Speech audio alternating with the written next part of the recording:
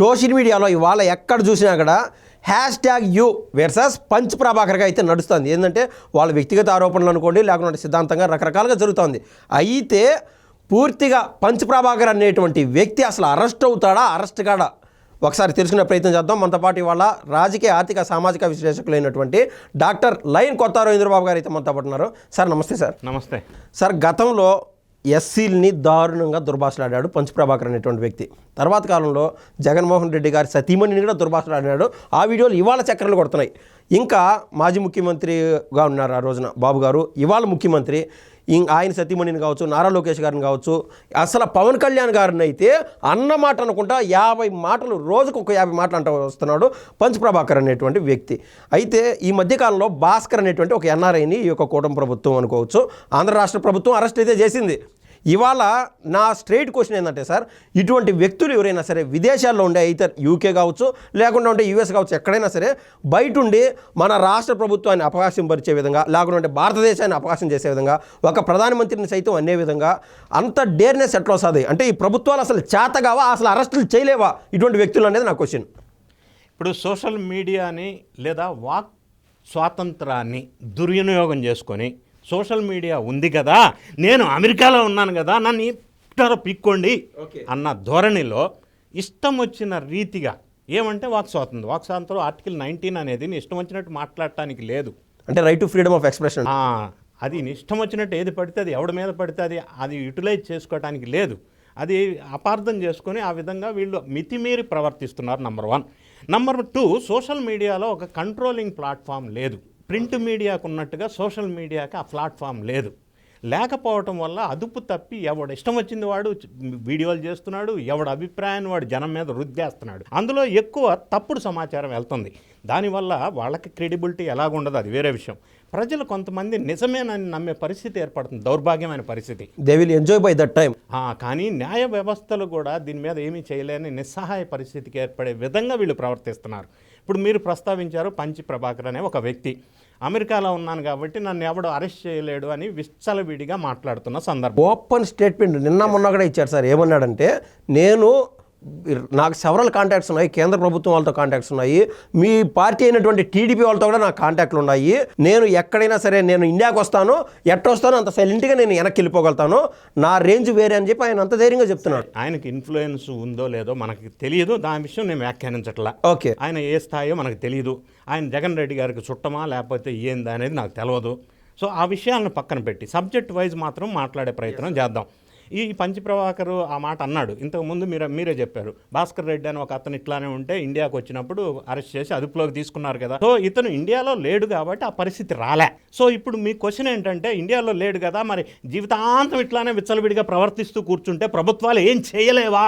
ఉదాసీనత వచ్చేస్తా కదా సార్. ఆయన అంటున్నాడు, ఒక్కటి సార్ నేను శాంపుల్ ఎగ్జాంపుల్ చెప్తున్నాను, really sorry to interrupt you, నాకు 50 డౌట్లు ఉన్నాయి వాస్తవంగా. బట్ మన కామెంటర్స్ ఏమని పెడుతున్నారంటే, అయ్యా లీడింగ్ లాయరు సార్ ముందు నీ కుప్పి గంతులేందని కూడా అన్నారు. అంటే దాన్ని ఏ విధంగా తీసుకోవాలో రకరకాల డౌట్లు ఉన్నాయి, అందుకు మీతో చర్చించేస్తున్నాను. నేనేమంటున్నానంటే, గతంలో చేబ్రోల్ కిరణ్ కుమార్ అనేటువంటి వ్యక్తి అలియాస్ కామన్ మ్యాన్ కిరణ్గా ప్రసిద్ధిగాంచాడు. ఇటువంటి పంచ్ ప్రభాకర్ లాంటి వాళ్ళు అనేటువంటి వ్యాఖ్యలు తట్టుకోలేక ఆయన కూడా జగన్మోహన్ రెడ్డి గారి సతీమణి పేరు మీద దుర్భాషలు అన్నాడనమాట. ఈ టీడీపీ ప్రభుత్వంలో ఉన్నది కాబట్టి ఇమ్మీడియట్గా అతన్ని పార్టీని సస్పెండ్ చేయడము, అరెస్ట్ చేసేశారు చేబ్రోల్ కిరణ్ కుమార్ని. అదే జగన్మోహన్ రెడ్డి గారు గతంలో సీఎంగా ఉన్నారు కదా, ఈ మధ్య ఆయన అంటున్నాడు 7 సముద్రాల ఆవతులున్నా, 7 సముద్రాల ఆవతులున్నా నేను ఈడ్చుకొస్తాను, అరెస్ట్ చేస్తాను అన్నాడు. ఎవరు? జగన్మోహన్ రెడ్డి గారు. అదే శక్తి గతంలో ఆయన సీఎంగా ఉన్నప్పుడు మాజీ ముఖ్యమంత్రి అప్పట్లో బాబు గారి సతీమణి గురించి అన్ని మాట్లాడుతూ ఉంటే ఎక్కడ ఖండించలా, అరెస్ట్ చేసేదానికి జగన్మోహన్ రెడ్డి గారు పూనుకోలా. అంటే ఆయనకి కూడా అంత సమర్థత లేదా ఆ రోజున? అయితే ఇప్పుడు అంటే రకరకాల సంఘటనలు ఈ మధ్యకాలంలో జరుగుతున్నాయి. విచ్చలవిడి ఈ సోషల్ మీడియాని యూటిలైజ్ చేసుకుంటున్నారు కదా. అయితే దీనికి ప్రొసీజర్ ప్రకారం సబ్జెక్ట్ మాట్లాడుకుంటే, ఇప్పుడు ఈ పర్టికులర్ సదరు వ్యక్తి మీద ఒక కేసు ఎఫ్ఐఆర్ నమోదు చేయాలి.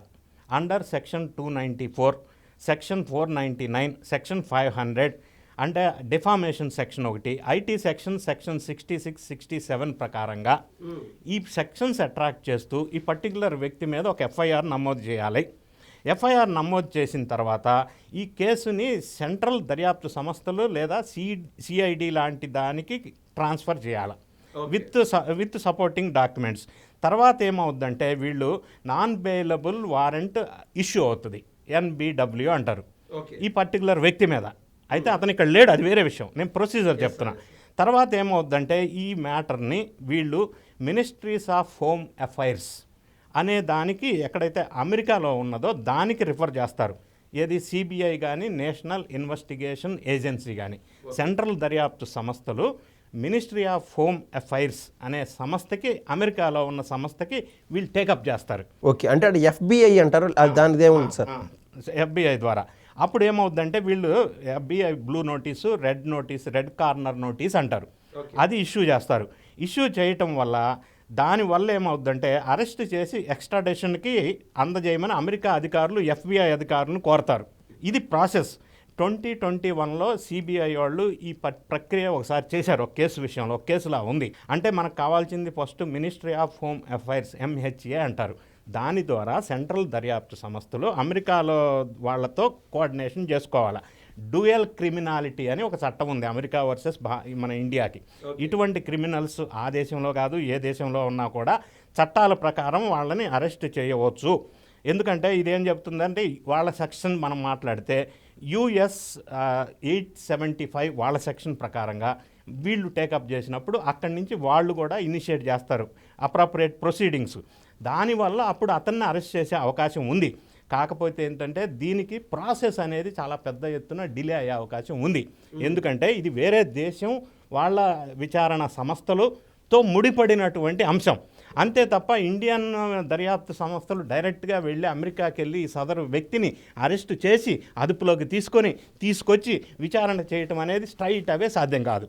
There is the procedural process ఉంది. ఆ ప్రాసెస్ ప్రకారంగా ఈ సెంట్రల్ దర్యాప్తు సంస్థలు మినిస్ట్రీ ఆఫ్ హోమ్ అఫైర్స్ వాళ్ళకి రిప్రజెంటేషన్ చేయాలా, టేకప్ చేయాలా, అక్కడి నుంచి ఇక్కడికి తీసుకురావాలా, వాళ్ళ అప్రూవల్ తోటి తీసుకొచ్చిన తర్వాత అదుపులోకి తీసుకొని అరెస్ట్ చేయొచ్చు. ఈ ప్రాసెస్ అంతా కూడా లెందీ ప్రాసెస్ కాబట్టి కొంత టైం పట్టే అవకాశం ఉంది, ఇన్స్టెంట్గా కాదు. ఈ సక్సెస్ రేటు కూడా ఈ ప్రాసెస్లో ఏంటంటే కొద్దిగా మనం ఊహించినట్టుగా ఇండియాలో ఉన్న మనిషిని అరెస్ట్ చేసినంత ఈజీ ఉండదు, కొద్దిగా డిఫికల్టీ ఉంటుంది, కొంత ప్రాసెస్ డిలే ఉంటుంది, నాట్ సో ఈజీ. అందుకని వీళ్ళు కొద్దిగా విచ్చలవిడిగా మాట్లాడుతున్నారు అనేది మనకు స్పష్టంగా అర్థమవుతా ఉంది. ఓకే సార్, అయితే ఈ మనిషి వ్యవహారంలో ఆల్రెడీ ప్రాసెస్ రన్నింగ్లో ఉందా, ఆల్రెడీ జరుగుతుంది సార్? ఇంతవరకు ఆయన మీద ఇక్కడ FIR బుక్ అవ్వలేదు. ఈ వాదోపవాదాలు జరుగుతున్నాయి కానీ అవ్వలేదు. అదే ఇంతకు ముందు వేరే కంట్రీలో ఉండి మన దేశానికి వచ్చి ఇట్లా మాట్లాడిన అతను భాస్కర్ రెడ్డి అని అతను అదుపులోకి తీసుకున్నారు. అతని మీద ఆల్రెడీ ఉంది, కేసు బుక్ అయ్యి ఉంది. సో ఇప్పుడు ఇతను కూడా కేసు బుక్ అయి ఉంటే ఒకటే ఆప్షన్ 1, ఆయన ఎప్పుడైనా ఇండియాకు వచ్చినప్పుడు అదుపులోకి తీసుకుంటారు, దట్ ఈస్ ఫర్ షూర్. రెండోది వీళ్ళు సెంట్రల్ దర్యాప్తు సంస్థలు అమెరికా వాళ్ళతో కోఆర్డినేట్ చేసి తీసుకొని రావాల్సి ఉంటుంది, which is a very lengthy process. Okay sir, ఇది కూటమి ప్రభుత్వం ఏర్పడిన తర్వాత దాదాపు 3 నుంచి 4 నెలల తర్వాత దాదాపు 740 పైచీలకు సోషల్ మీడియా కీచకులు ఎవరైతే ఉన్నారో వాళ్ళకి నోటీసులు ఇష్యూ చేయడం, ఏదో 41A నోటీస్ అంట, ఆ పిలిచి విచారణ చేయడం, కొంతమందిని అయితే అరెస్ట్ చేయడం జరిగింది. అసలు అంటే ఆ 41A కింద నోటీసులు ఇవ్వడం కానీ ఈ విచారణ ఏ దశలో ఉంది సార్? అంటే వాళ్ళు ఎన్ని రోజులు జైల్లో ఉండే అవకాశం ఉంది ఈ సోషల్ మీడియా కీచకులు? అంటే ఇటువంటి కేసెస్లో ముందు నోటీస్ ఎందుకు ఇస్తారంటే, ఫస్ట్ ఎవరైతే అక్యూజ్డ్ ఉన్నారో, అంటే నింద ఆరోపణలు ఎదుర్కొంటున్నారో, అది ఆ కేసును బట్టి వాళ్ళకు ఒక ఇన్ఫర్మేషన్ నోటీస్ సర్వ్ చేస్తారు. నీ మీద సో అండ్ సో సెక్షన్స్ ప్రకారం ఇది ఉంది, ఈ అలిగేషన్ ఉంది, అక్యూజ్డ్ అని చెప్పి తీసుకుంటారు. ఫస్ట్ ప్రాథమికంగా విచారణ చేస్తారు. చేసిన తర్వాత జడ్జి గారి దగ్గర ప్రజెంట్ చేస్తారు. ఇదంతా మళ్ళీ రిమాండ్ ఇవన్నీ ఉంటాయి. ఈ ప్రాసెస్ అంతా కొంత డిలే అవుతుంది. ఇప్పుడు మీరు చెప్పినట్టుగా మనకి ఆంధ్రప్రదేశ్లో సోషల్ మీడియాలో అరెస్ట్ అయిన వాళ్ళంతా కూడా ప్రాథమిక విచారణ పూర్తయింది. ఓకే సార్, అయితే గతంలో ఇదే సోషల్ మీడియా వేదికగా ఇప్పుడు ఎమ్మెల్యేగా ఉన్నటువంటి ఉండి ఎమ్మెల్యే త్రిపుల్ గారు కావచ్చు, లేకుంటే ఆ రోజు మీడియా స్వేచ్ఛ ఉంది కదా అని చెప్పి ఓపెన్గా జగన్మోహన్ రెడ్డి గారి ప్రభుత్వం పైన ఏదైతే తప్పులు చేస్తూ ఉన్నాడో ఓపెన్గా ఎదుర్కొన్నటువంటి TV5 మూర్తి గారు కావచ్చు, వాళ్ళపైన దేశద్రోహం కేసులు పెట్టారు ఆ రోజున. అంటే ఆ మాదిరి పెట్టచ్చా సార్? అంటే వాక్ స్వాతంత్రం ఉంది, ఎవరు పడితే వాడుకుంటున్నారు కదా అని మీరు అన్నారు. అయితే దేశద్రోహం కేసులు ఏ విధంగా ఇంప్లికేట్ అయ్యాయి? అంటే భారతదేశంలో దేశద్రోహం కేసులు పెట్టినవి లేదా ఈ దేశద్రోహం పేరుతో కేసులు అనేది వేళ్ల మీద లెక్క పెట్టగలిగిన వెరీ ఫ్యూ ఉంటాయి. అందులో ప్రధానంగా ఆంధ్రప్రదేశ్ రాష్ట్రంలో మీరు ప్రస్తావించినటువంటి 2 కేసులు వెలుగులోకి వచ్చినాయి. ఇప్పుడు అది చాలా పెద్ద నేరారోపణ ఉంటే తప్ప దేశద్రోహం కేసులు అనేది పెట్టరు. సో అట్లా పెట్టవలసి వస్తే ఈ మధ్య కాలంలో వైఎస్ఆర్ కాంగ్రెస్ పార్టీ పదవి అధికారం కోల్పోయిన తర్వాత వాళ్ళు చేస్తున్న అక్రమాలు అన్యాయాలకి ఎంతోమంది మీద దేశద్రోహం కేసులు పెట్టవచ్చు. కానీ అవన్నీ నిలబడవు. పెట్టడం అయితే పెడతారు కానీ కోర్టులో నిలబడే అవకాశం లేదు. సో అనవసరంగా అతన్ని భయపెట్టడానికో ఇబ్బంది పెట్టడానికో ఇటువంటి కేసులు నమోదు చేస్తున్నారు తప్ప అవి కోర్టులో మాత్రం నిలబడే అవకాశం తక్కువ ఉంటుంది. ఓకే సార్, ఇప్పుడు ఒక్క విషయం కన్క్లూడ్ చేయండి. చెవిరెడ్డి భాస్కర్ రెడ్డి గారు ఎవరైతే ఉన్నారో నిన్న ఈరోజు ఆయనకి రిమాండ్ ఎక్స్టెండ్ చేస్తా ఆ కోర్టు వారు అయితే డిసిషన్ తీసుకోవడం జరిగింది, ఆర్డర్ ఇవ్వడం జరిగింది. అయితే అంటే 90 రోజులు పై చిలుకుగా జైల్లో ఉంటే ఆటోమేటిక్గా బెయిల్ వస్తుందా? అంటే 90 days అనేది ఏంటంటే అది డిఫాల్ట్ బెయిల్ అంటారు. 90 days పూర్తి చేసుకుంటే అంటే ఆర్థికంగా తప్పు చేసినా బెయిల్ వస్తుందా? డిఫాల్ట్ బెయిల్కి వీళ్ళు అప్లై చేస్తారు. ఛార్జ్ షీట్ పెండింగ్ ఉంటే, విచారణ ఇంకా పూర్తి కాకపోతే ఇతనికి బెయిల్ ఇచ్చే అవకాశం లేదు అని దర్యాప్తు సంస్థలు మెమో పిటిషన్ దాఖలు చేస్తే మళ్ళీ రిటైన్ చేస్తారు. ఇవ్వాలి ఖచ్చితంగా అని లేదు. ఫర్ ఎగ్జాంపుల్ ఈ మన లిక్కర్ స్కామ్ కేసులో కృష్ణమోహన్ రెడ్డి, ధనుంజయ రెడ్డి, బాలాజీ గోవిందప్పన్ విషయంలో వాళ్ళు బెయిల్ మీద బయటకు వచ్చారు. కానీ ఇప్పుడు పిటిషన్ వేశారు వీళ్ళు దర్యాప్తు సంస్థలు, లేదు దర్యాప్తు జరుగుతూ ఉంది, ఛార్జ్ షీట్ ఇంకా వేశాము కాబట్టి బెయిల్ క్యాన్సిల్ చేసి వాళ్ళని రిమాండ్లోకి తీసుకోమని కోర్టు యాక్సెప్ట్ చేసింది. ఇప్పుడు వాళ్ళని ఈ నెల 26th లోపు మళ్ళీ రిమాండ్లోకి రమ్మని ఆదేశాలు ఇచ్చింది. సో అది నీ ఇష్టం వచ్చినట్టు అయిపోయింది కదా, నేను వెళ్ళిపోతా అంటే కుదరదు. అట్లా డెసిషన్ తీసుకోవడానికి లేదు. ఓకే సార్, ఇది 7 ఏళ్ళు జైలు శిక్ష పడింది ఎవరికి? గాలి జనార్దన్ రెడ్డి గారికి. పట్టుమన్న 7 రోజులు కూడా జైల్లో లేడు.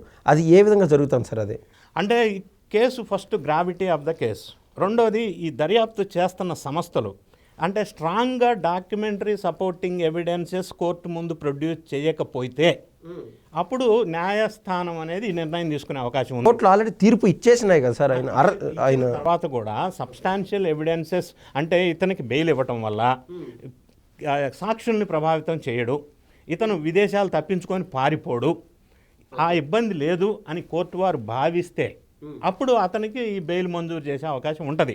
అంటే ఇది దేని మీద డిపెండ్ అవుతుందంటే ఈ దర్యాప్తు చేస్తున్నటువంటి సంస్థలు ఇచ్చిన డేటా మీద బేస్ అయి ఉంటుంది. సార్, అయితే వివేకానంద రెడ్డి గారి హత్య కేసులో దస్తగిరి అనేటువంటి ఒక వ్యక్తి బయట ఉన్నాడు.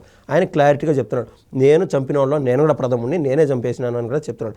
అయితే ఈ కోర్టులు వారు ఎందుకు ఆయన జైల్లో పెట్టలేదు? చంపినటువంటి వ్యక్తి కదా దస్తగిరి. కాదు, ఇక్కడ దస్తగిరి వివేక బాబాయ్ హత్య కేసులో A4 అక్యూజ్డ్ 4 ఆయన అప్రూవర్గా మారారు. సార్, అంటే నేనేమన్నా రాంగ్ చెప్తున్నాను నాకే తెలియట్లేదు. అంటే చంపినాను అని కోర్టు వారికి తెలుసు కదా, అంటే చెప్పినాడు కదా ఓపెన్గా. అవును, కానీ ఏం జరిగిందో అందులో నేను ఇన్వాల్వ్ అయ్యాను. కాకపోతే అందులో ఏం జరిగింది, ఎందుకు ఇలా చేయాల్సి వచ్చింది, ఎవరు ఇన్వాల్వ్ అయ్యారు, ఎవరు ప్రోత్సహించారు, ఎవరు సపోర్ట్ చేశారు, ఎందుకు చేయాల్సి వచ్చింది అనేది డీటెయిల్స్ అన్నీ న్యాయస్థానానికి నేను సహకరిస్తాను. డీటెయిల్స్ అన్నీ నేను చెప్తాను, అప్రూవర్గా మారుతాను అని పిటిషన్ వేసుకుంటే అప్పుడు వీళ్ళకి బెయిల్ ఇస్తారు.